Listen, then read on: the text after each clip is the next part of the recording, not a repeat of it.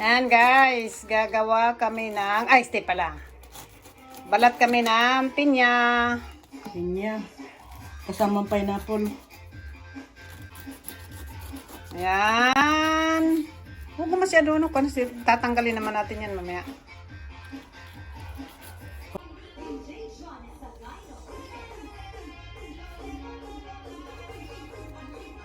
Tapos na ang ating pagbabalat ng pinya.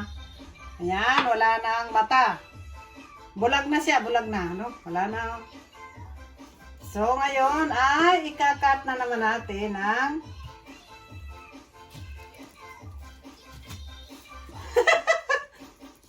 yan, hulala. So, iba yung pagkat ko guys, ganyan.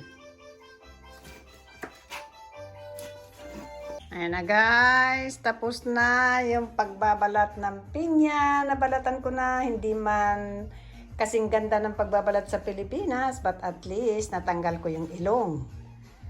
Then, ito naman yung kamuting kahoy, manyo kung sa France, kung sa English naman ay cassava cake. Kung sa Pilipinas ay kamuting kahoy.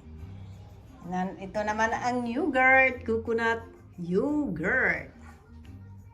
Then, ito yung banana caramel. Super sarap niyan, pero bawal sa may mga diabetic dahil matamis. Ito naman ay good sa mga may mga mataas ang uric acid. Ayan lang guys. Have a nice Sunday at good appetite sa aming dalawa.